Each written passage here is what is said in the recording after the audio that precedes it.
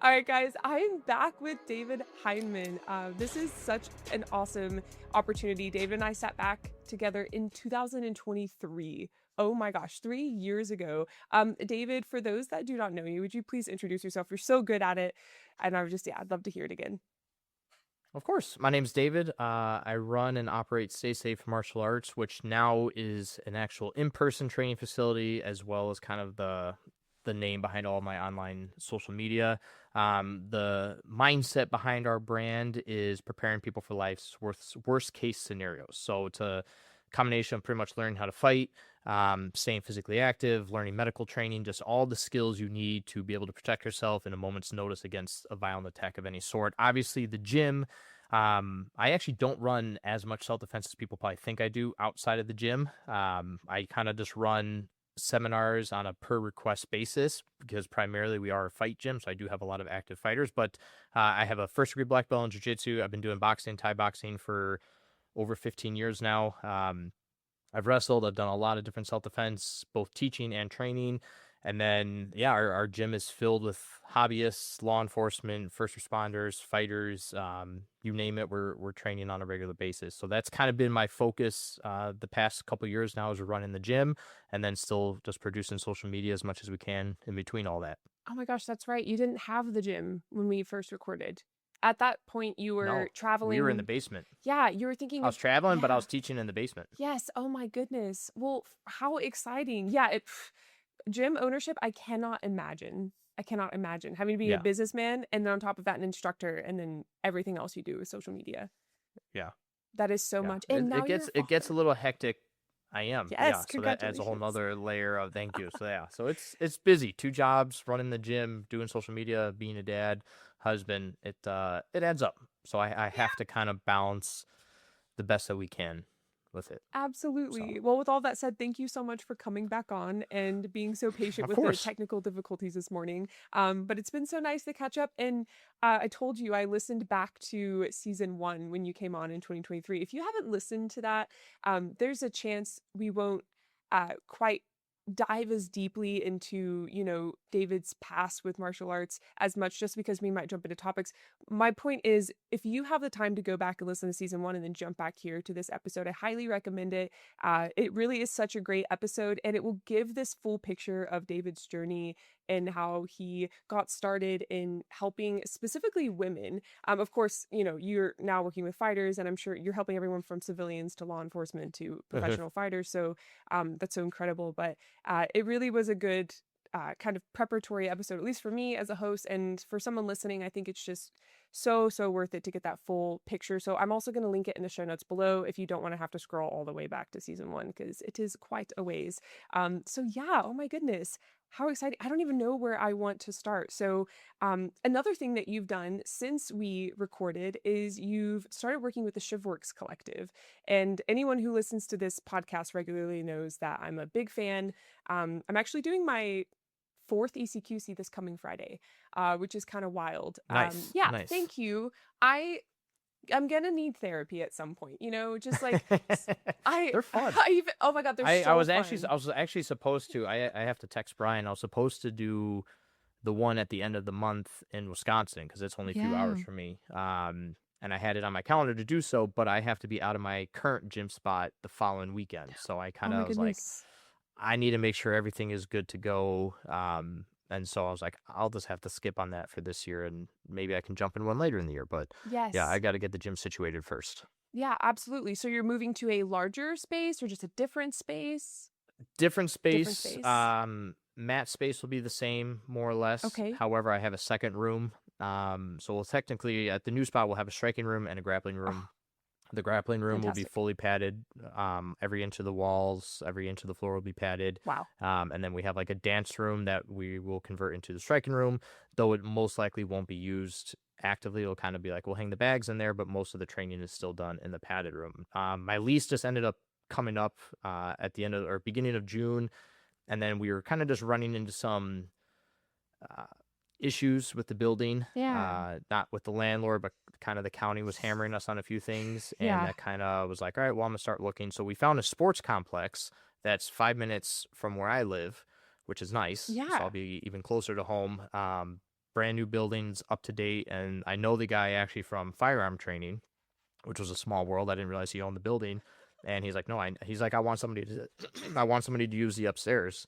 So, you know, like kids will be playing volleyball, soccer, whatnot on the main floor, Yeah. and then we'll be upstairs fighting. So it'll be good exposure for us. So I think this is a Yeah. better opportunity for us to grow, and I don't have to deal with anything with the building. That's all taken care Gosh. of. So it's, for me, it's less of a hassle. So it's a smarter decision for us to kind of move over there. And we're slowly starting to beat up the walls in this building pretty good right now. So it's like I kind of need to find something with a little bit sturdier of a building that can kind of handle where we're going. So no, we're excited. Absolutely. It's moving's always a pain, but we're Sure. excited. I'm excited for you. I hope that you have a lot of help from the gym and are recruiting Oh, your. I pushed it this time. Okay, I good. pushed it this time. Last time everyone said they're gonna help me, and then also it was me and one other person. And I'm No. like, you all don't have a choice. So Yes. I've planned it with a few people. We're having class, but the class is moving our pads over to the new spot. So I'm like, I know everyone's going to show up to class. Guess what? People were moving. Yes. So we've got it. We've got it That figured is out this time so around. funny. That's what I would want to do in that situation. Yeah. Yeah, man, I can't imagine having to balance all those things. For anyone listening who maybe hasn't like gone out and instructed or started a path of your own aside from, you know, maybe working for someone else, having to be a business person on top of being an instructor or being a specialist in something. Not all of us went to business school and like learned how to like run certain things. So like there's just the learning curve is so steep sometimes, at least on my side. And I have a studio in my home. Like I don't even have a building. So like I cannot imagine. So it's incredible. It hasn't been bad. I think I did it right by building it up as much as we did in the house before we moved, because Nice. people were telling me, I mean, we were at the house for almost 2.5 years before I moved out of the house. Yeah. And I would have days where we'd have 10 people and they're like, yo, you need to open up a gym. I'm like, there's 10 people here. I said, this is a good day right now. I Right. said, on a bad day, there's 3. But then it got to the point where my average class size in my basement was 20 people. Mm-hmm. And I was like, okay, we need to start finding a new, and like on good days, we were pushing close to 30. And I'm Right. like, we got to move. And so that was like the moment where I'm like, I physically can't house people anymore. I had enough cash flow at that point to where I'm like, okay, we can now invest in the mats and the pads and do what we need to do. But then I think people are also under the impression that once you open up, like, okay, you had all this traction here. So when you go and open up a gym space and you publicize it, because I wasn't public, like it was at the house, it was kind of under the radar, it was invite only. So either somebody had to request you or you had to reach out to me directly. And I pretty much Okay. had to prove who trained with us. And which, again, you're coming to my house, so I'm going to be extra careful. But I think people are under the impression like, oh, you're going to open a spa and you're going to just blow up. And I'm like, well, that's not how gyms work. You Right. don't just magically start sprouting. So it took, I mean, like, fortunately, you know, we had good deals and everything. So like we were in the green pretty much the first month, and we've been in the green pretty much every month since. So I've been grateful for that.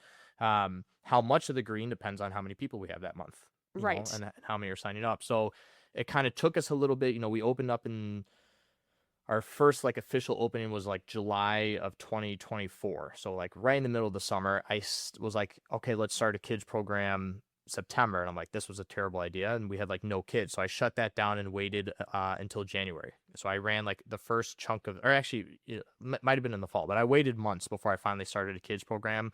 And that started kind of picking up a little bit more. But I don't run a ton of classes. Like I see other gyms are like, oh, you should run classes every single day. And it's like, listen, I run 2 kids classes, and each of those kids classes has 20 plus kids in it because I only offer 2 days. So everybody comes. My adult Right. classes, I offer 3 jiu-jitsu a week. They're packed because I only offer 3 a week.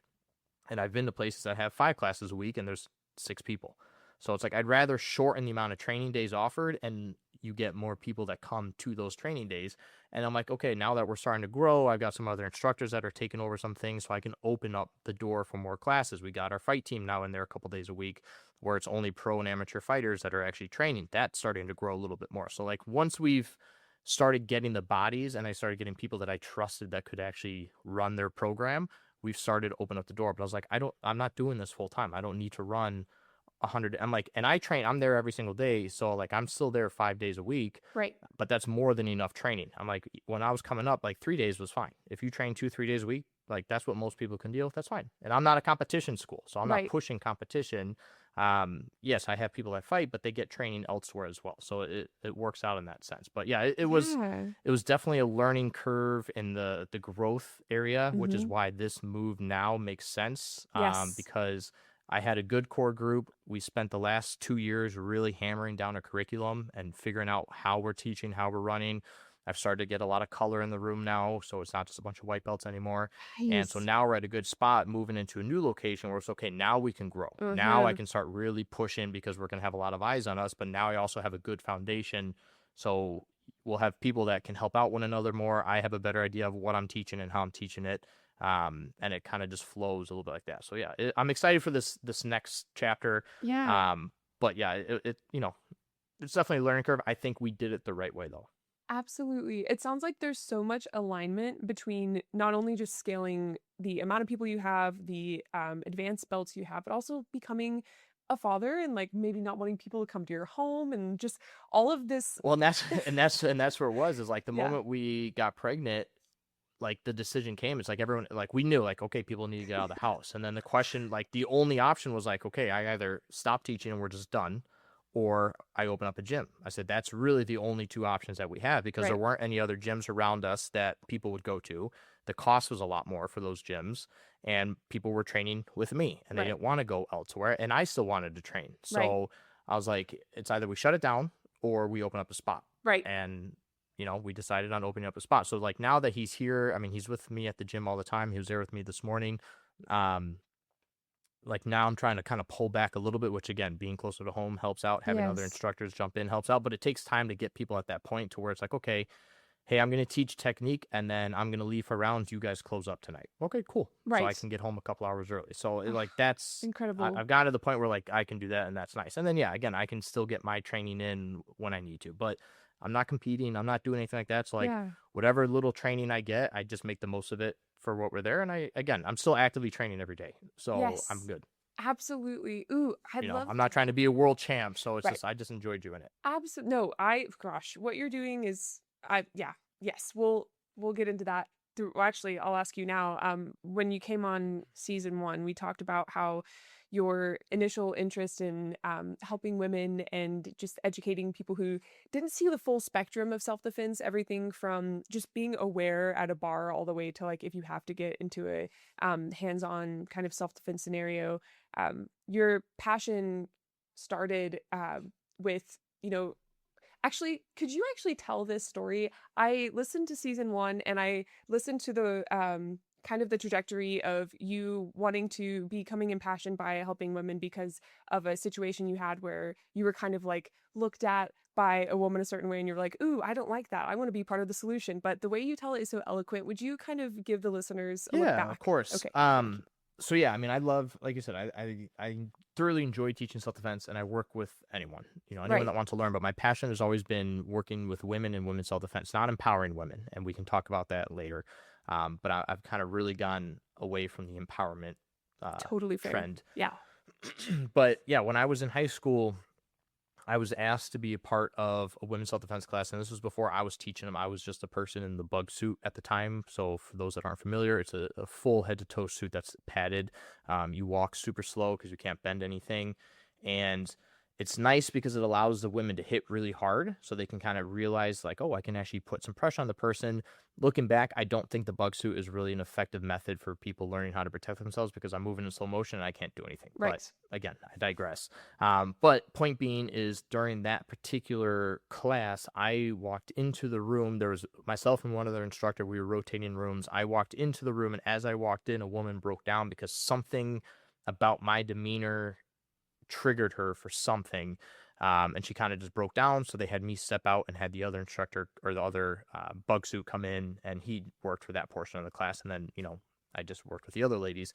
And I was in high school, didn't really think much of it at the time, but it planted that seed so that when I got to college and I started hearing about stuff happening and seeing stuff happening and knowing people that stuff had happened to, that seed had now really sprouted. And then that's where, when I was in college, that's where the whole I guess, passion for wanting to work with women and women's self defense in general really kind of came to fruition. And then just spending time working with different survivors, hearing their stories, getting involved with the legal side of things and talking to the people that are responsible to that, talking to counselors and therapists to understand that side of things, allowed me to kind of get a full picture so that when I went on tour and started working with universities, I had a good full understanding of like, here's what happens, here's the legal process, here's the emotional process, here's the medical process, here's the self-defense process, like here's all the different things that it involves, or what you need to do or what you should do.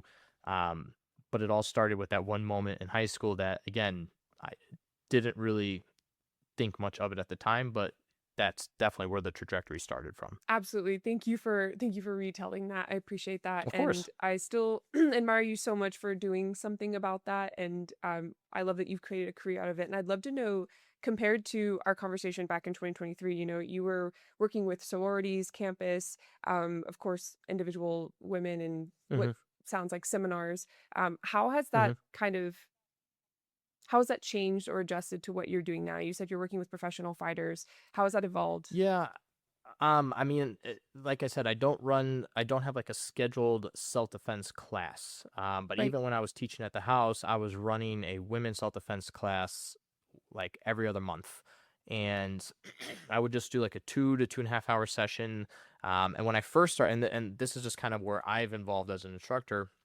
I used to, 2 hour session, we'd go over a million different things. And then as I started, and I'll give credit to Brian, I've gotten really close to Craig and Brian. They've taken me under their wing a good bit.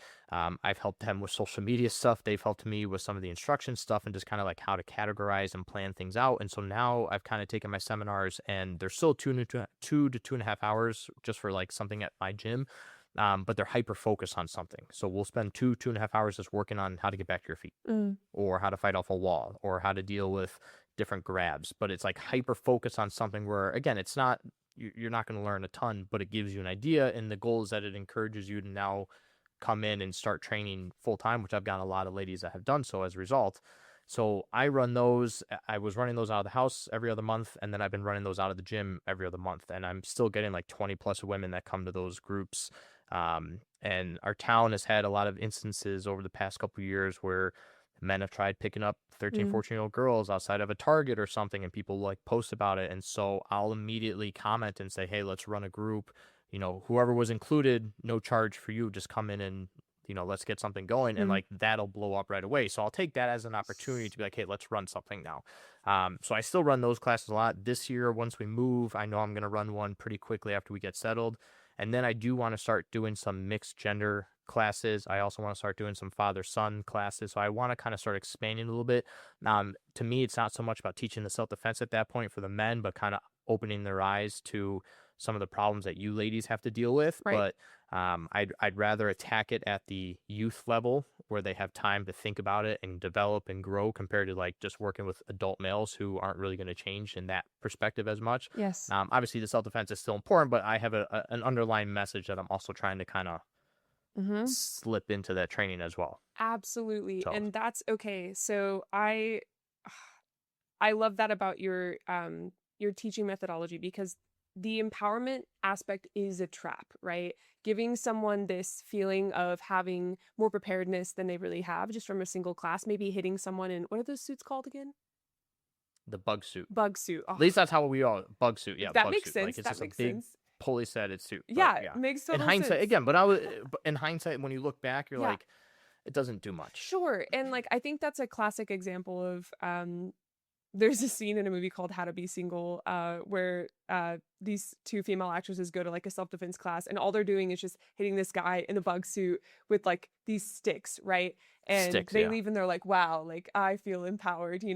But that really would have done nothing for them. But there's an aspect of exposure that these classes give you um, when you're with an instructor who knows how to like properly articulate that this isn't everything, this is just a taste, hoping to kind of expose you and encourage you to Yeah. come back. I'd love to hear more about what you think of kind of the use of empowerment as a Yeah, and I don't know if I ever really threw it around, but I never really minded the term, okay. or I didn't think much of the term. Mm-hmm.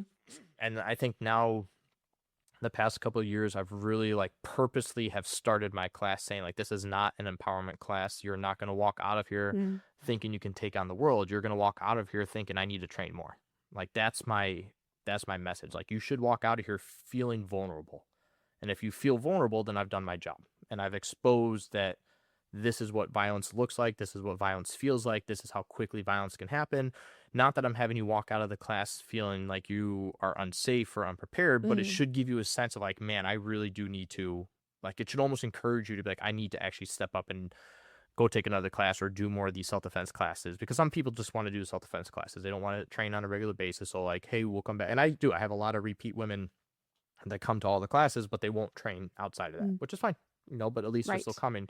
Um, Yes. and I have fun in the classes. I make, we make each other laugh. I keep it very light, but then I do kind of pull in some reality checks very randomly that kind of bring us back down to earth a little bit with stories. And it's Yeah. stories of women that I've worked with Yeah. and sharing their stories and be like, okay, well, let's all laugh and have fun. But, the 10 seconds that I'm having you wail on this pad as hard as you possibly can, that 10 seconds is the difference between me dragging you into a van or not. Right. And that kind of gives people like a reality check, like, yeah, you're right. And then you'll see a difference when we're like, all right, let's run it again.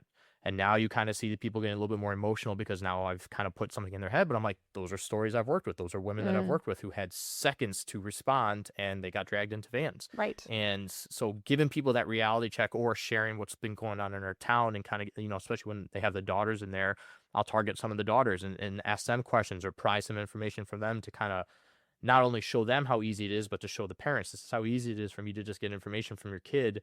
And I'm a stranger, even though I'm running the class, I'm still a stranger. And your Right. kid just offered up all this information. Right. So it's kind of like good exposure to be like, no, my kid would never do that. I'm like, well, they just told Yes. me everything about him. Right. And so just some of that exposure is good, but Mm, that comes from, seeing the stuff online, talking to people like you and other instructors and trainers out there who are dealing with this stuff on a real world basis. mm-hmm.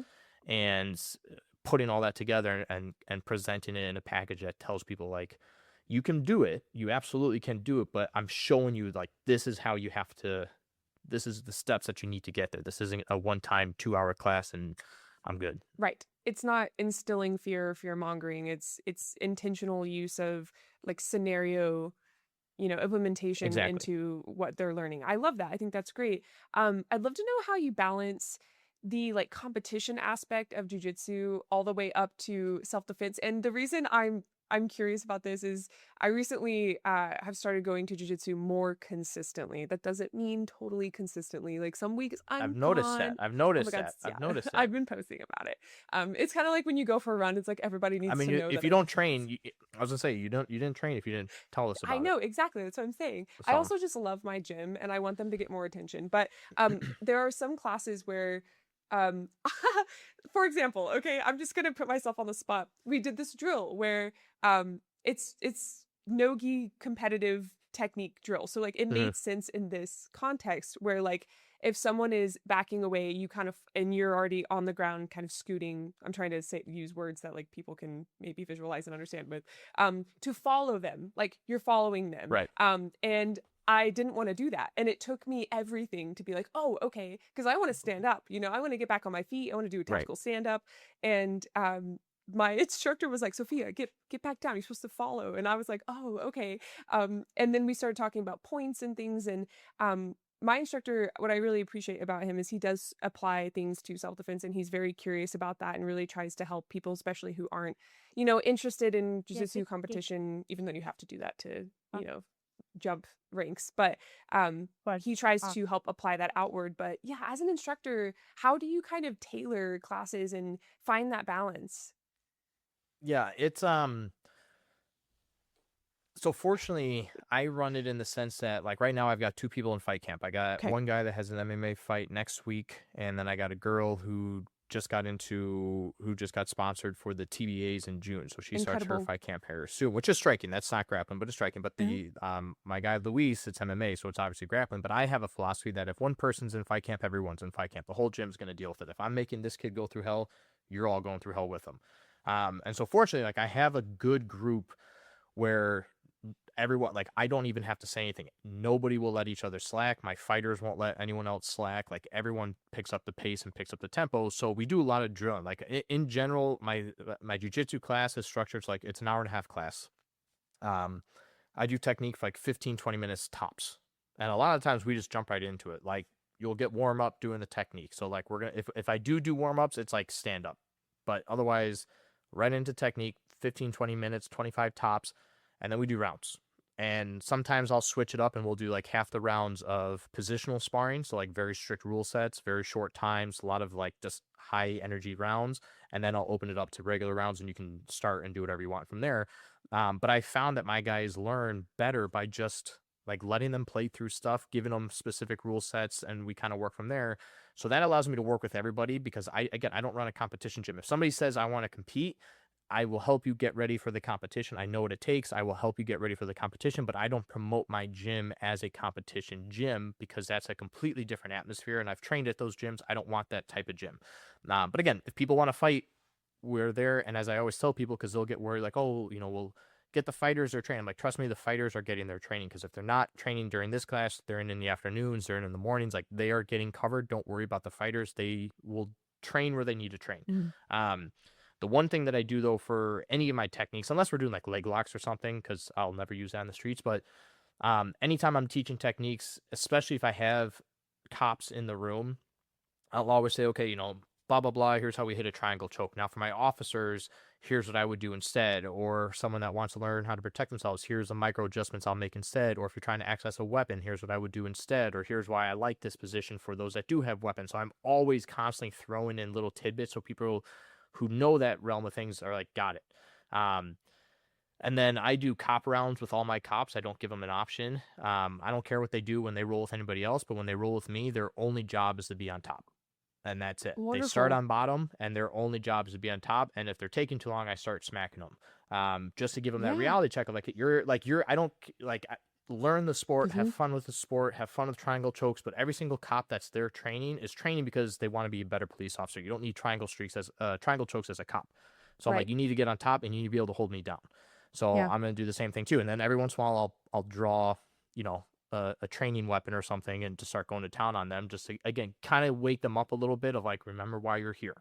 And so if I also know that somebody's there, like my mom trains with me, she's there mostly for self-defense. I've got a lot of other women that train there. So like people that I know are there for self-defense, like I'll do stuff like that when I roll with them because I'm like, you don't need to know the sports stuff. Like learn it, practice it. But when you're with me, I'm going to push you as if this is a street fight because I know that's what you're here for. And I have to just kind of remind people, like, remember what your goal is when you're training here, that if you're a cop, like this is great, have fun in this. But at the end of the day, you need to be on top. You need to stay on top. And fortunately, like 40, and I just posted about this the other day, like 40% of my students are cops. I have a ton of police officers that train with us, which is really cool. And we kind of like took a step, like on any given night, I've got like 8 to 10 cops in there. Oh, that's so cool. And they're there almost every single class, which is nice. So it's a good group. But yeah, that's how I've kind of had to balance it a little bit where I'll just adjust. Or like MMA fighters, I'm like, we're not playing jiu-jitsu, we're getting up. So here's what I want you to do. Here's a perfect opportunity for you to throw a strike, or here's a perfect opportunity for you to adjust your positioning or work in a frame. But I wouldn't go for this in an MMA fight. Too risky, So I'll kind of just but that's my job. If I know what you're here for, I'm going to give you a little adjustment. And then the people that aren't here for that, goes over their head. They don't care. Absolutely. Like they know what they're training for. That's what they focus on. But that's my job to know that. Yes. And then just present the material in that way, which is also why I don't like following the belts promotions and making sure like, oh, can you show me 20 different arms? Like, no. Right. Show me. I'll feel it out in you when we roll, and I'll be able to tell where you're at. Right. Absolutely. No, that's incredible. I love that. Yeah, you said something in season 1. You talked about the difference between, people who practice jiu-jitsu strictly and those who throw in striking to like understand that there's a little bit more to an actual street fight. And so I just wanted to talk about that difference. I think that it has deterred people in the past, maybe even just been a kind of simple excuse to say, I'm not going to go to jiu-jitsu because that's not applicable. And it's like, well, there are people like you out there who throw in more context. And of course we have ShivWorks, which, oh gosh, I'm so excited to hear about your experience. I almost want to just selfishly pivot to that. When did you take your first class with them? I took my first, I've done multiple EWO classes. I've only done one ECQC, but the EWO, that's fine. The EWO class, the first one I did was in Ohio. Around that. It might have been like right after our podcast. Oh, like it was nice. around 23, 24. Yeah. I did the EWO course. So somewhere around that era. And I did that out at Aaron Genetti's gym. And so that was my first experience with it. I dragged my dad to it because he's never fought, but he and I both got our concealed carries. And I said, okay, you're going to learn what it feels like in these situations. And I forced him. I didn't tell him what the class was. I signed him up. I said, we're doing a self-defense class. Mhm. It has to do with firearms, even though it didn't. And I said, you're going for this. And that was a fun experience for me. Of course, yeah. But maybe not so much for him. But but that Sure. was my first exposure. And then I did it again over there. And then I've hosted them now 2 years in a row. And we've had great turnout. So we've just kind of made our gym kind of like which has been nice because they've been wanting to come back to Illinois, but it's hard finding gyms that will bring them in. And I'm like, Right. I own one. Yes. I can train with whoever I want. Right. The benefit of owning a gym, Yes. whoever I want to train with. And then everyone else gets to pay for them to come out. So it works. So we've had them for 2 years. We'll have them again next January, February, around there. And then I've only done the one ECQC. Yeah. And I did that in Ohio as well. That one I definitely want to do more of. But they're awesome classes. I have had an absolute blast with them every single time I do them. I'm so glad to hear that. No, they absolutely are. I can't sing their praises enough. At this point, I probably sound like a groupie, but I don't give a shit. That's one of the reasons I started. We all are. Right. This is one of the reasons I started bringing guest speakers on. Craig Douglas was my first guest speaker, and like it was such an eye opener. And it at that point, their social media wasn't too big. Like now, Brian's running it, and it's freaking incredible, and the presence is great. It is. You know, it's funny because like they have tons to teach me.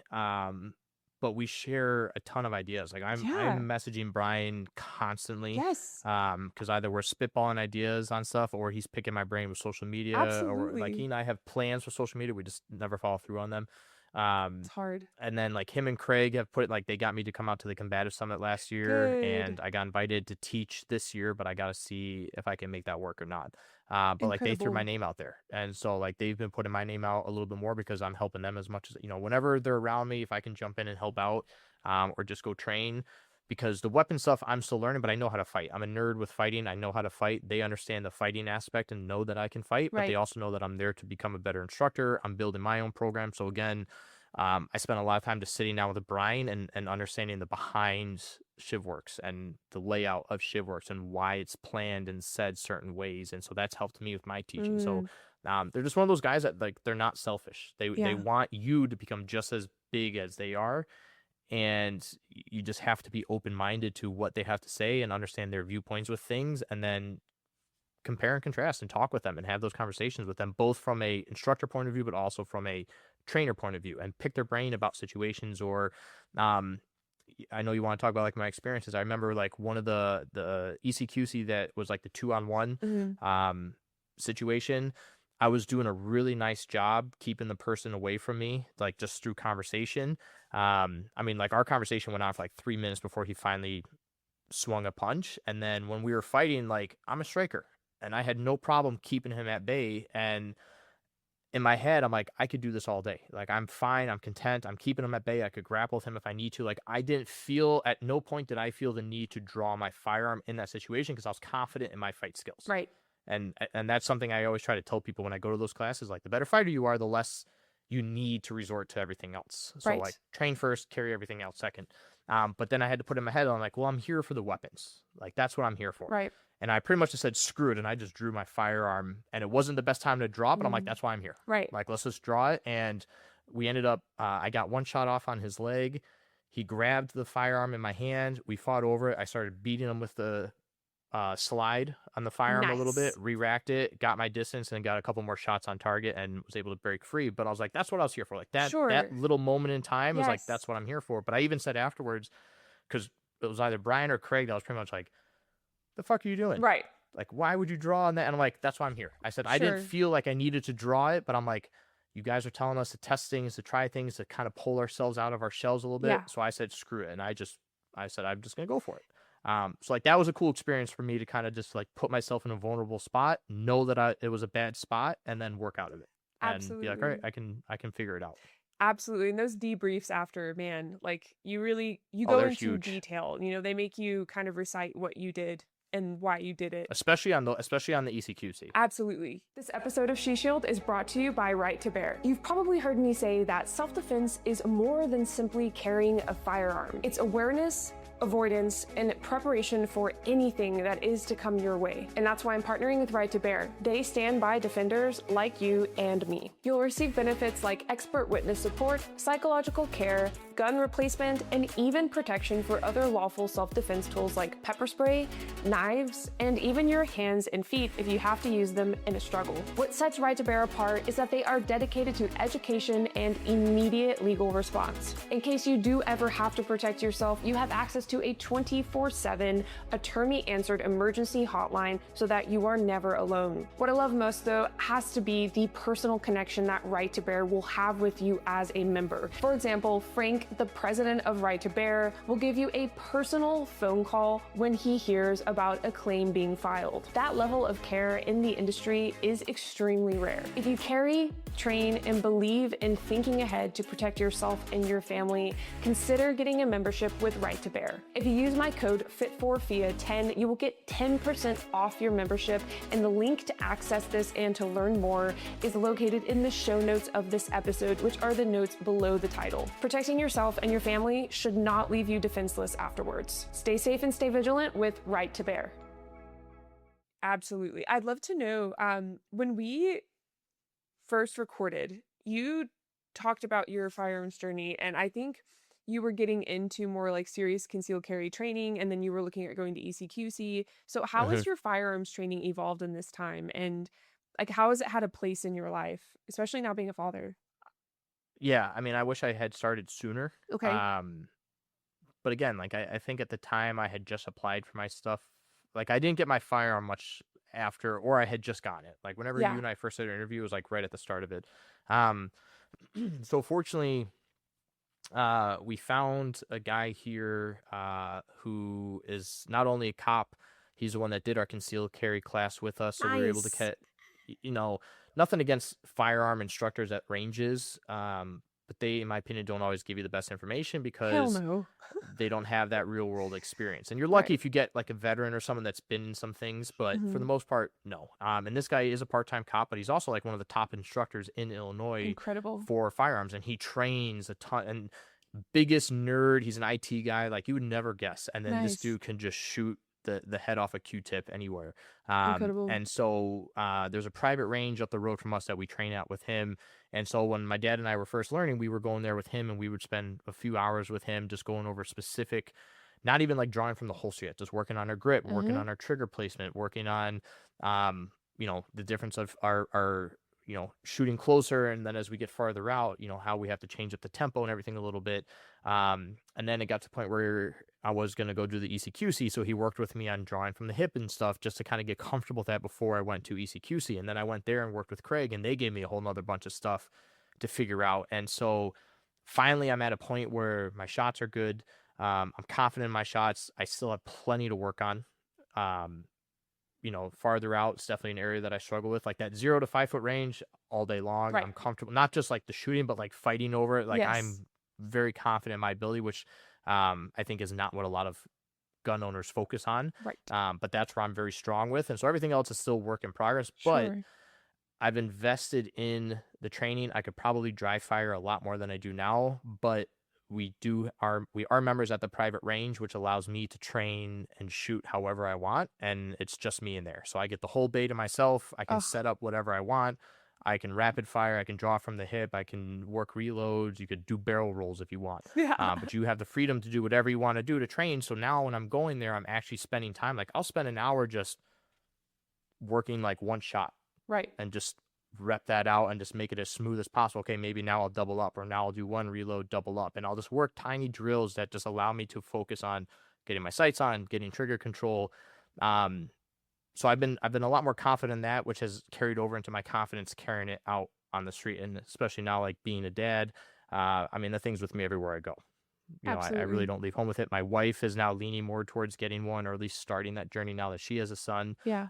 She's starting to kind of see. And again, we've had a lot of stuff happen. We're in the suburbs, but we're seeing a lot more incidents come up. And I'm like, I'm not one to push guns on anybody, Right. but I'm like, that's my son. I would like you to have something on you Right. to protect yourself and him if something happens. And she's been open to it. Mhm. But I also told her that if you're going to do it, I'm taking you to a Shivworks course, which you're going to hate, but like that's my one condition. And she's like, yeah, I know. So I'm like, Absolutely. that's just a good exposure. Like I'm gonna throw you in, and then I don't help. Like when I took my dad, I don't help you. Like you're not Yeah. gonna learn from me. I'm not gonna talk to you. You let everyone else take over and let them teach you, so that it's a different perspective than what I've been saying all these years. I But think no, that's it's been lovely. fun. I wish we had more freedoms here to buy Sure. stuff. Yeah.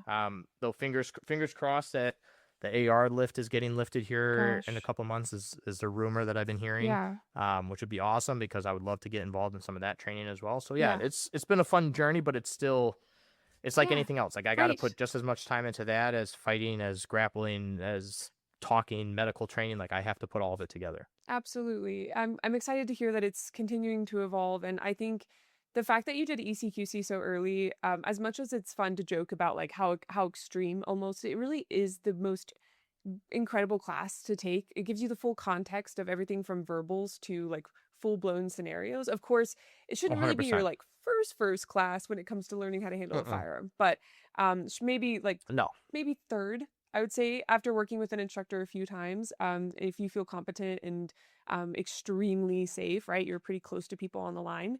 But I love that you did it so early in your firearms journey. That's what I did too. And I feel like it's just set me up for such Made a huge success. Oh my difference. gosh, Huge right? And it's difference. hard to Yeah. explain to But again, people. like, but knowing, and maybe it's just because I have this relationship with Brian and Craig, and Sure. again, this isn't just me. Like, if anyone goes up to these guys and asks them questions, obviously not, do it during breaks. Yes. But if you ask them questions, like they will pull you aside and work with you on stuff. But I've gotten to the point with them where, like, especially Brian, because we're just big nerds together. He'll pull me aside and say, hey, screw your break, come over here. I want to show you something. And he'll work with me on my grip for the 10, 15 minutes. And then we jump right back into training. Yes. And then like whenever we do like the EWOs, like we don't take a lunch, we roll for an hour Right. and we pick each other's Oh, brains you're and we those just grapple guys. and we just use that as Nice. we use that as a time to just kind of train and get some extra training in so that because again, I don't get to work with him all the time. And he's Absolutely. a very high caliber fighter. But he picks my brain with striking. I pick his brain with grappling. We pick each other's brains with self-defense stuff. So Mm-hmm. it's good to have those relationships because they're there to help you get better. They're Mm-hmm. not there to be like I'm in charge and you just do what I say. Like they want you to ask questions. They want you to question what they're doing and say like, I don't disagree with you, but I've never heard this before. So explain it.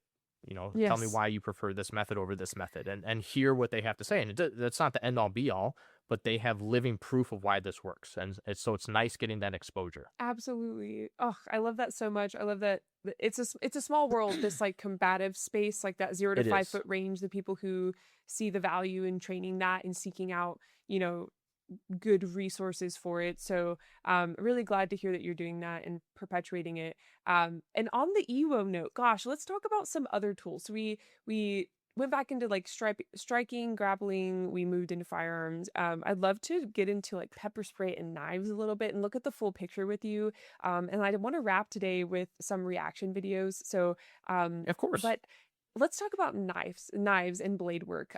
Knives are one of those things that I started becoming passionate about because of the amount of women that were like, I'm good, I've got a folder in my back pocket. And I'm like, cool, you've got a folding blade. Cool, cool, cool, cool.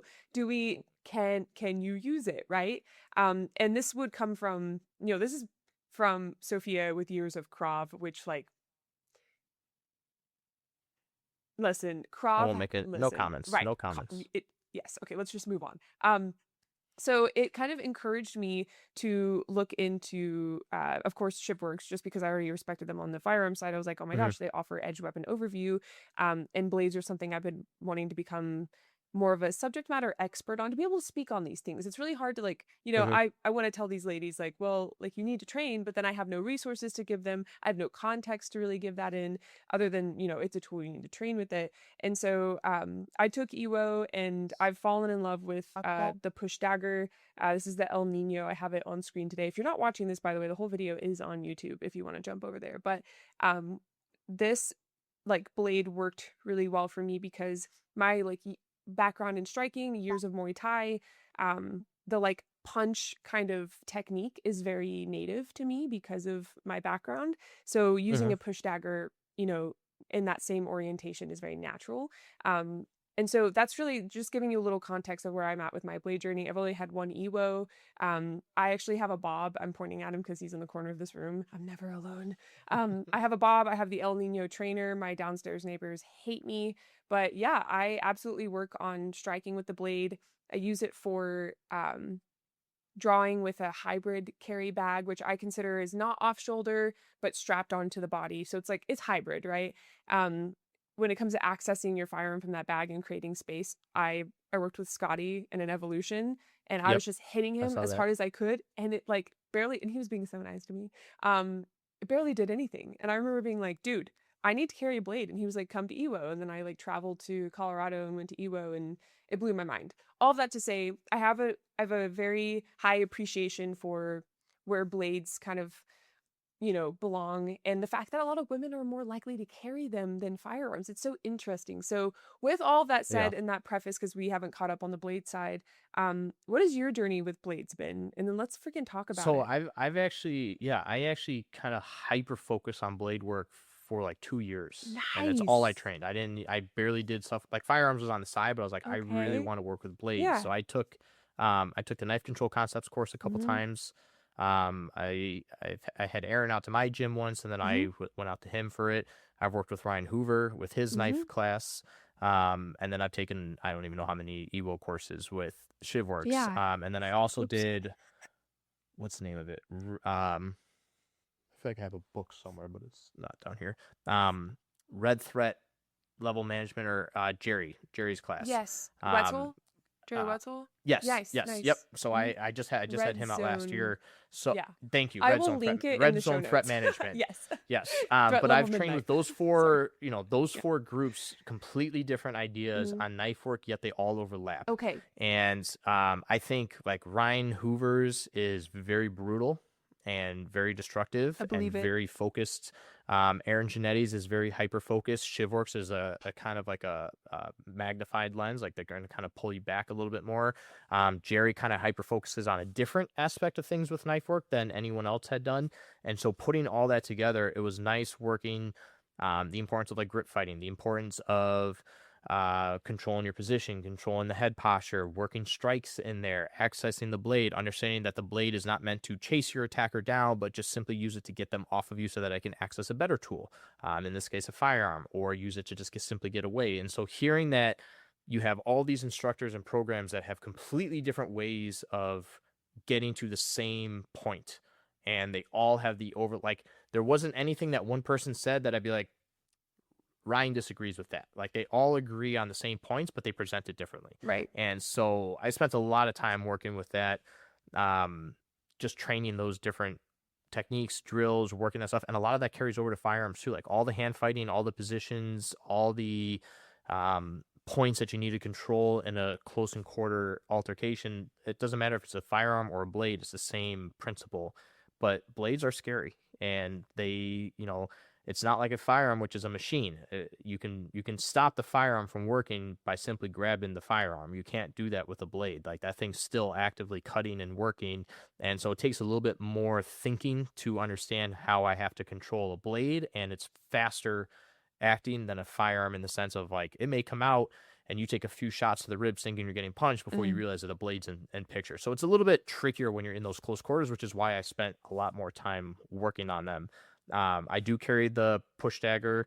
The clinch dagger is probably my go-to, and that's just because I'm a grappler by heart. So to me, that works a little bit better. I have an out the front one that I have from Variant 1 that I like because I open a lot of boxes. So most of the Nice. days, like when I'm just going to the office, like out the front is usually what I carry. Obviously I'll have my firearm on me, but I typically don't carry one of those blades unless I'm like going out. Okay. If I'm going out to town, if I'm going to Chicago, something like that. Yeah. But when I'm typically just driving to and from work, like, I still have a blade on me. I just don't typically carry one of those every single time. I may interchange them, but depends on what I'm wearing, what I'm doing that day, where we're going. I also have some of the G10 blades in case I need to go Yes. to like a concert or something, which I've gotten into. And so I've got some reviews coming up on those here soon. But I mean, like, those are great Incredible. options. So I've definitely spent a lot of time working on those. But like you said, like, I find more women are more comfortable carrying pocket knives than that stuff. So Yeah. it's good to kind of say, like, hey, Yes. this is a good beginner blade. This is a good option, but you still need to go out and and train. Absolutely. And as I always tell people, learn to fight first. Even with pepper spray, Yes. learn to fight first. I Have a completely backup agree. plan.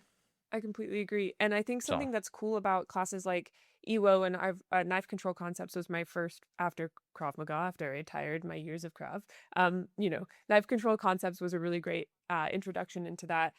I totally agree. EWO gives you this like kind of macro scale look. I really like that. And I think if anything, if you take that class, you do learn like, I need to know a little bit more, because there's so much of a wrestling component and the like power behind striking. That's what you get with the blade. And if you've never like used your body like that, if you've never kind of like pivoted and like put your hips into it even, I feel like you'll get a sense of that in that class, and you'll kind of wonder like, oof, what could I do closer to home, like a striking class? Well, and it's funny. I point, and again, I make an effort to point this out every single ShivWorks class I do, because we do the big debrief at the end. But like the EC, I'm grateful. The two classes that we've ran, actually, the first ShivWorks class I ran at my gym, we had 28 people. I had 16 black belts on the mat. Oh my goodness! Like we had an absurd amount of black belts, and then everybody else was like law enforcement. Like we had the amount of talent in that room was absurd. my and then the goodness. ShivWorks that we ran this year, like the highest was a purple belt. Right. Like, and there was like maybe 3 people that trained. Okay. And that was it. Interesting. And then when I did the ECQC course, it was like the same thing. I was the only fighter in the entire group. Yeah. Everybody else was like, oh, I've dabbled with this, or I'm a white belt. But they were phenomenal shooters. And like everyone looked like they threw a golf ball through their target, and then my shit is like, just I'm throwing sprinkles on my guy. Like we were still learning, right? Of course.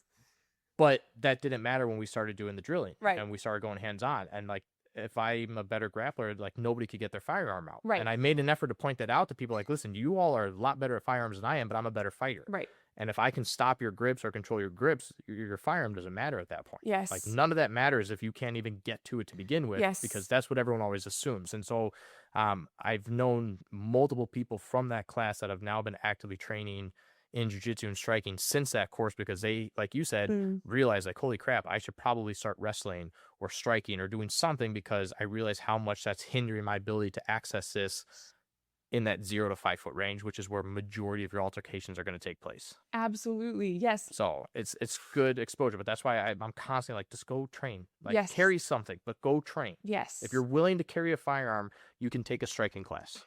Absolutely. And if you're listening to this and you're thinking, well, I'm a great shot, I'm one of those guys on the line that would have had a, golf ball size hole in my target, more power to you. There are self-defense scenarios where people have made like 20 to 40 yard shots in defensive manners, like the guy in the mall. Yeah. And that's very, very much applies there. Absolutely. We're talking about the fight that, you're so close that you could reach out, both of the people could reach out their hands and touch each other. At that point, which is most altercations. Absolutely. And gosh, like this is just like, as I always joke, like I'll say the 0 to 5 foot range it's not my specialty. It's just like I'm the most interested in learning it because I know it's the most applicable. And that's why I got into self-defense in the first place. I was put in situations as a kid where it was close quarters and I felt incredibly powerless. And I remember being like, cool, never again. Like I'm going to move through my entire life and find ways to never feel like that again. And I turned it into a career somehow. So that's cool. But yeah, if you're listening to this is not to say that you should not train accuracy. I'm a USPSA shooter. I just made B class, by the way. I'm not trying to brag, but this is like, finally, good Jesus. It's almost embarrassing to be like, it's almost like being in jiu-jitsu for 6 years and being like, I just got my blue belt. I just got my stripe. That's exactly what it feels like. And so, as someone who values firearms training beyond the capacity of the 0 to 5 foot range, I feel like I can speak to this. And I very much, I love what you said. I love the way you said it. That's so good. Yeah. What is it about blades with women? What is that? Why is that the case? I don't know. I carried one as... Okay. The other thing is, like, I'll get a lot of people that carry pepper spray, but they've never shot it before. Dude, right? Or practice with it. Actually, I got a funny story. Please, God. And I'll throw my mom under the bus for this. No. So I gave my mom pepper spray. Okay. And she comes back to me. Honestly, I think she came back to me on, like, the first day of the ShivWorks course. And it was, like, weeks later. She goes... you'll be so proud of me, because she knew we were taking the course and like she wanted to ask questions about pepper spray and stuff. She goes, I tested the pepper spray. I said, oh, good. I said, how was it? She goes, it's a lot different than I thought. I said, okay, good. She goes, yeah, so it was great spraying. And I said, wait a minute. I said, did you test like the pepper spray or did you test a test pepper spray? She goes, no, my pepper spray. Oh. I said, well, I have to get you a new one now. She goes, well, why? And I said, well, those things only last like 10 seconds. Funny, right? And I said, you just dumped. I said, I don't know how much you sprayed, but you probably just dumped like most of the container. She sounds I like a said, they come badass, with, David. like, oh yeah. And I was like, I'm like, props to you. And she was like, really? I said, yeah. I'm like, I'll give you a water one so you can like practice. I'm like, props to you, because most people won't even. And she was like, it was so cool. Like it hit the tree and I could see the spray, and like she was so happy about it. And I was like, I don't mean to hate on your parade right now, but Right. I was like, this practice spray is for a reason. But I was like, I'll get you another pepper spray now. But I'm like, good for you for actually getting out there and like seeing what it looks like, because it's not what people. I think people think it's like a super soaker and it goes, and I'm like, it's Right. not, it's kind of underwhelming. Sure. Oh yeah. In my opinion, Especially the more when I spray it, I'm like, yeah, I'm like, it's very underwhelming. It still packs a sucker punch, but it is underwhelming. I'm like, yeah, yeah. I'm like, that's what they are though, but they work. Yeah. So, but yeah, that was a fun story. I'm like, more people need to do that, but I get it all the time. Yeah. Of like, yeah, we have this, or like, yes, we carry pocket knives. I'm like, have you ever like practiced taking it out? Well, no. Right. I'm like, just right. it's like buying a gun and never shooting it. Yes. And just carrying it around. Yes. And this isn't like, gosh, I feel like something I'm just gonna put it out here. This is my podcast. I can say anything. Yeah, I always forget that. I have like free will here. Say what you want. One of my No, say what you least want. favorite, What the haters hate. right? One of my least favorite things I see on social is people like just shaming people who don't train. I do think there's an aspect of like they don't know what they don't know, right? Dunning-Kruger and all that. Right. And I've tried to do the opposite. It's so easy to make a piece of content and just be like, oh, you've never touched your firearm? How stupid of you. Like how easy it is to make that piece of content, and how much more challenging it is to have to articulate why someone should train and what resources are out there. And that's why this podcast got started. So this is not to like shame anyone. It's baffling as people that have you way more than me, but as people that have put themselves in situations in like a freaking Thunderdome, which is what you know, Shivworks calls that little dome they form around you for the evolutions. You know, as someone who's been in that a few times, like you want everyone you love to do it. You want them to feel that like intensity before there's actual consequences of a true, like, you know, there are consequences in the Thunderdome, but everything it's non-lethal. And so we're saying this to bring exposure. But you gotta have that exposure, and it's not comfortable. I mean, like I love the Thunderdome. I thrive in it. Like I have a great time because it's like, all right, cool. We're fighting. Like there's definitely things I've had to work on. But teaching a lot of that stuff and teaching it my way has helped me get better at it when I do it. But like I'm training with these, you know, high caliber fighters that I have no place being in the ring with them, but that's all they want to do. Like they're trying to do it professionally. So as long as I can hang with them and I can still stand, then I've done, like in my head, I'm like, all right, I'm good for the average dude on the street. But I love it. Like I love being, you know, even like our guys now that are getting ready for fighting, you know, when we switch from boxing gloves to the MMA gloves, like things start slipping through the cracks a lot more than you expect because you don't have a big glove anymore. And so like when you get caught and you get rocked, like no one's stopping you because you still got time left in the round. So it's like I gotta just kind of pick my head back up and carry on through, and then I get 30 seconds to catch my thoughts and breath after that, and then I'm right back in there. So it's definitely just getting that exposure over and over and over, and it never gets comfortable. That's the thing. Like you'll get comfortable one day, and then the next day you have a complete meltdown. That's so nice and that's to just hear like the from beauty you. of it. I'm gonna be real with you. That's so nice to hear. I kind of thought, okay, I'm not shitting on women. This is not a shit on women. I just like, I don't know. You know, women's hormonal cycles fluctuate 4 times a month, okay? Men's every day, 24-hour clock. We're on different clocks. And some days, jiu-jitsu is just so much harder than others. Like the specific training rounds, like the ones where you feel like you don't get to catch your breath. I just like, I'll have days where I'm like, yeah, I'm freaking on top of this. I got this. And I leave and I'm like, I'm a big dog, you know? I'm just kidding. But like other days I leave and I But you know, cry.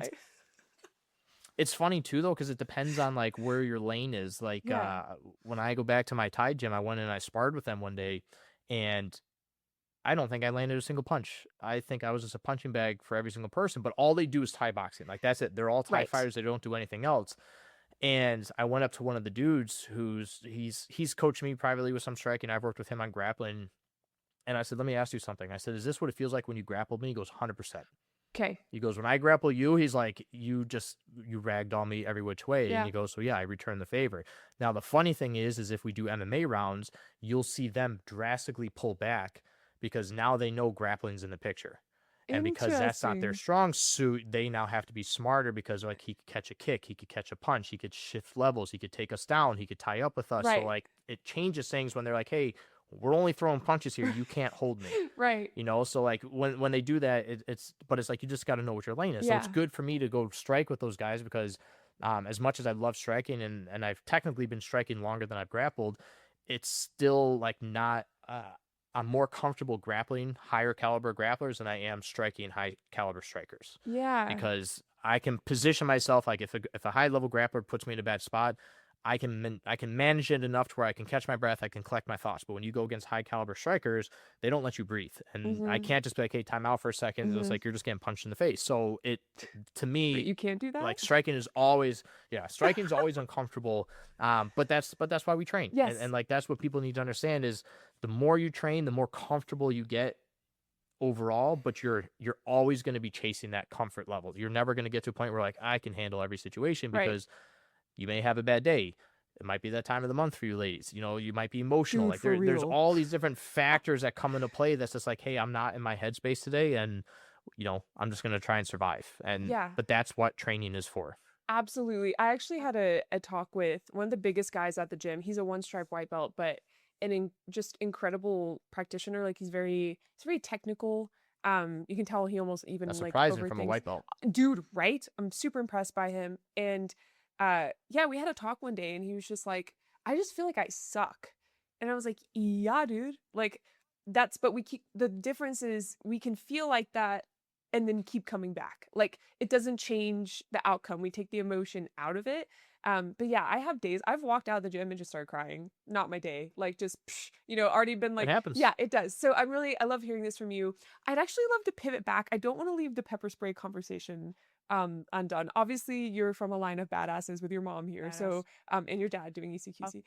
So I through everything you've said, you value pepper spray. And I think anyone listening or like seeing your page, seeing what you do, might even be surprised by that notion because pepper spray is like it is a non-lethal. It's not seen as scary as a firearm here. So like when it comes to your implementation of pepper spray, where does it fall in your kind of just like toolkit of everything from striking to a firearm? I mean, it is, and I think it's pretty universal with a lot of instructors. Mhm. It would probably be my first line of defense. Okay. Because it sucks. Like I've been pepper sprayed, it's miserable. Okay.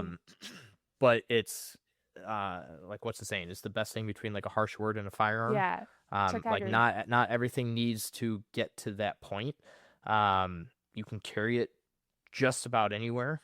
Right. It's easy to carry, it's easy to use, it doesn't take much. And even if it is a situation where like I know things might need to escalate, if I'm able to like put that on somebody first to buy me some time Yeah. or get some distance or whatever I need to do, then so be it. But I think the problem is people are willing to just jump up the spectrum Yeah. as quickly as possible because like I have this, I've been training for years, this is my moment. And it's like, well, if I don't need to go that far, then I'm not going to. And even Aaron Janetti said it really well, and it's always stuck with me. It's like people who are skilled at violence get to choose violence. People that are not skilled at violence resort to violence. Yeah. And so like he was meaning that because we are so highly trained in just how to hurt people, that is our last resort, but we're confident in all our other skills because we have that as a backup plan. So now I'm forced to be like, hey, I can talk to you, or I can go with less lethal options because I have a backup plan if all that fails rather than having to jump to that conclusion. I have that privilege to pick pepper spray first compared to drawing a firearm first because I understand that this situation could be handled in a safer manner. Like, sure, maybe it does justify pulling out a firearm, but it could also justify just pepper spray. It could be both. Yes. And if I can get away with pepper spray, then, legality, like what's going to happen to me at that point? I sprayed you in the face with pepper. Right. Compared to I put holes in you. Right. So there's definitely a difference in how that's handled, but it's a privilege because you understand violence. I think pepper spray is something that every single person should carry. I think it's an easy option for people to carry that aren't comfortable carrying anything else, but like anything, you still have to train with it. And you also still, which is why I encourage people, you still need to be prepared for if it fails. I mean, like when I Yes. got pepper sprayed, it was like 30 seconds before it fully kicked in. Like I was still talking, having conversations, and Interesting. then all of a sudden it just hit a wall. Do you mind sharing what Like I was unit coughing and stuff. it was? We were doing, it was Berna's pepper launcher. So I got hit with the Ooh. pepper balls. Oh, And it took shit. about 30, 40 seconds for those to fully kick in. So like I was having conversations, I was talking to people, like I was coughing and I could feel it. Yeah. And then all of a sudden it hit, and like my eyes shut, Huh. mouth shut, like everything just hit. But it was like I had enough to where I probably could have pushed through and put some damage Yeah. on somebody for a minute, and then that took over. Interesting. But it's not, and so we're gonna do some more tests to test just how strong pepper spray can be. I'm so excited. That's our plan this summer. But I think people just need to realize like everything could fail. Yeah. And like if it's windy, if it's whatever, like Yeah. anything could fail. You got to have a backup plan, and that backup plan is fighting. That's Yeah. really what it comes down to. Are you, if you already have this idea, ignore me obviously, but are you gonna like get pepper sprayed and then try to fight through it? The one that we're testing, that is one that we've talked about. Okay. I've got a bunch of different launchers here, so we want to test just how. The one question we got is like, how effective is the actual stopping power of the Yes. launchers? Nice. Yeah. Because like I grew up paintballing, like I played professional for a while. I can take the rubber rounds because it feels the same to me as a paintball. Yeah. Like hurts a little bit more. Obviously, if I get hit in the face or the throat, that sucks. But I could push through you shooting me with the rubber rounds. Right. Like my concern with the pepper rounds is when you hit me, if I'm in a full blown sprint, like that powder is going to go past me. Interesting. I want to know how much of it I'm actually going to take compared to how much of it goes past me. And so we kind of want to test to see if someone's charging you and you just pepper them in the chest Yeah. and let that kind of come up, how fast will that kick in?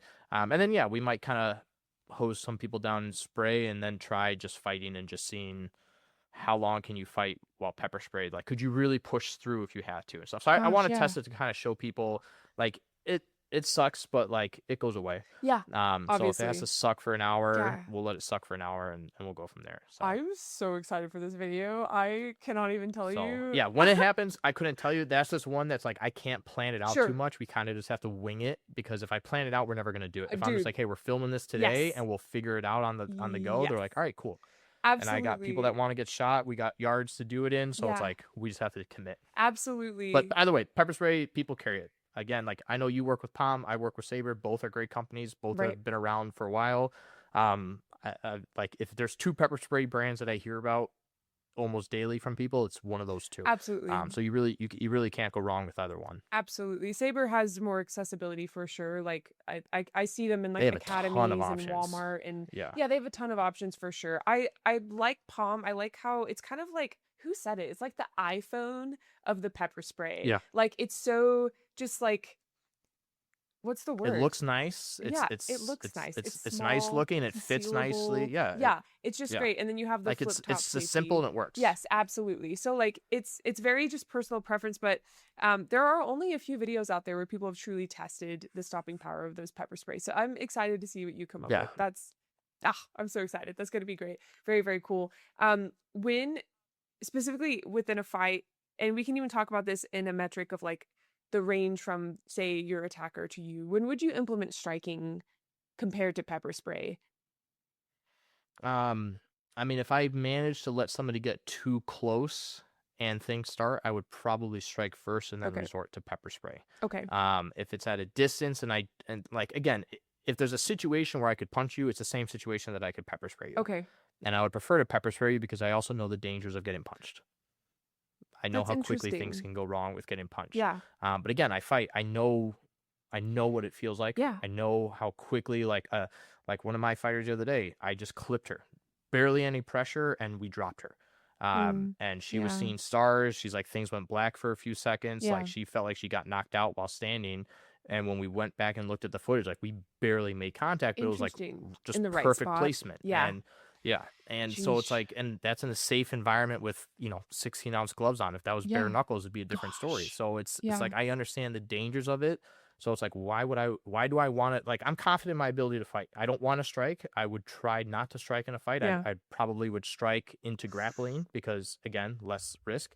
But if I can avoid all of that with pepper spray, Yeah. You know, that's always going to be the better option. Totally fair. I remember in an evolution one time, this guy, you could tell he just really wanted to use the pepper spray. He brought his palm trainer to the evolution and he was like ready to use it. And I was like, if that guy pepper sprays me, I'm going to just get pissed off and like sprint at him and take him down. And I did. And it was actually like it was a good lesson. It's also one of my biggest fears, like pepper spray just pissing someone off because it doesn't, either they have glasses on, they maybe Well, have and like, that's why I tell people like have like don't just assume like I could spray you and yes, walk away. right. Like I might have to punch you at that point. But Absolutely. like Yes. I would at least like that as the option, because then I can then declare like people also need to understand that you have to look at it from the legality perspective. And Yes. if when everyone's filming, if they see me pepper spray you and then continuously say like back off, get away from me, dude, like do not come any closer, and then I punch you, Mhm. people gonna say like, hey, he pepper sprayed him. Mhm.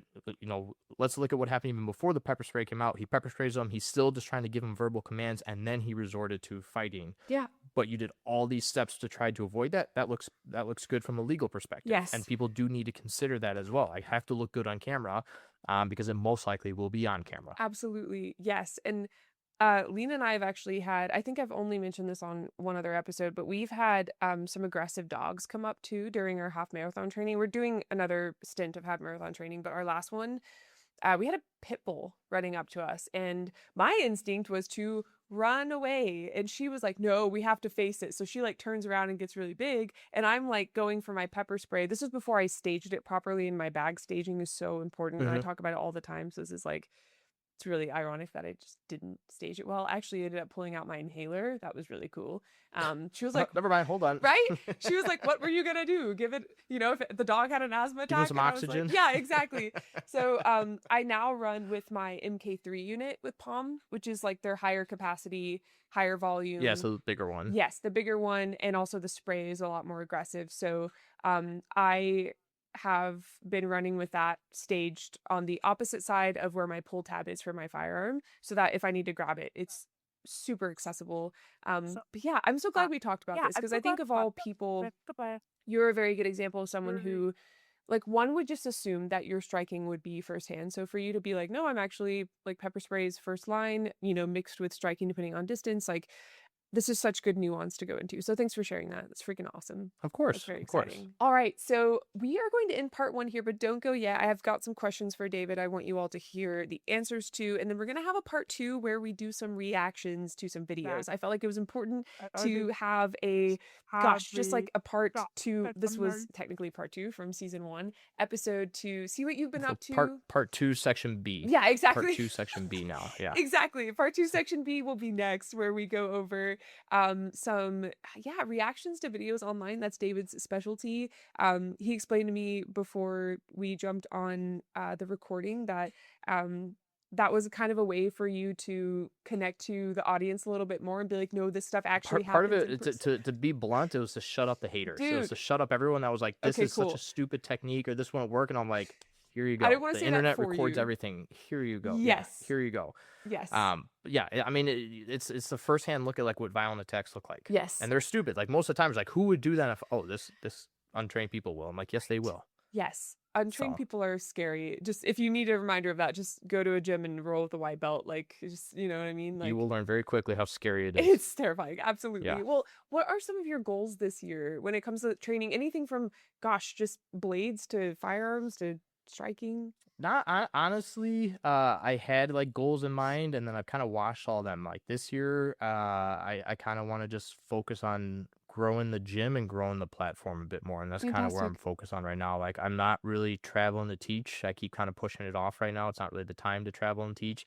Like I said, I might do the combative summit. I got to see if scheduling works out. Yeah. So if I can, like I'll be there this year teaching it, which would be an awesome opportunity. And if not, I already told them I'll be there next year. So Yeah. that for sure will happen at some point. Other than that, you know, I've got good connections with all the guys. So if they have a seminar and I'm available, I can show up and, Yeah. you know, jump in, help out, train a little bit. And, Yeah. and so I kind of just want to train wherever I can. And, but yeah, I think this year, the overall goal right now is just kind of focused on, again, this move wasn't planned until this year. Yeah. So we kind of scrambled to make it happen. So now the goal is like, let's just make this work and let's just grow even bigger. And then, like we said, primarily the YouTube channel, just kind of buckle down on that a little bit more. But no, Yes. other than that, just continue being a nerd, training, studying, and just having fun with it. Absolutely. And I will have your social media, including YouTube, linked in the show notes, which are the notes below the podcast. If you see kind of that text below the podcast, click show more and the links will be there.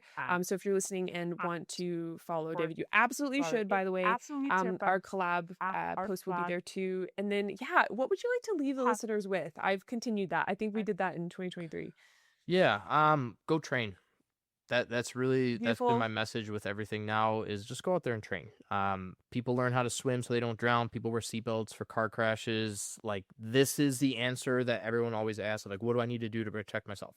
It's been there for years. So you just have to go train. Yeah. And as I always tell people, like, reach out if you need help finding a gym. Shoot me a message. I'll do my best to look up it in your area, recommend gyms, or if I know somebody in the area, I'll recommend you to them. But Right. You kind of learn what to look for in gyms, and I know from somebody that's new that can be intimidating. So reach out. If I can help you find a spot to train, then so be it. Absolutely. Wonderful. Well, thank you, David. I look forward to part Absolutely. 2B.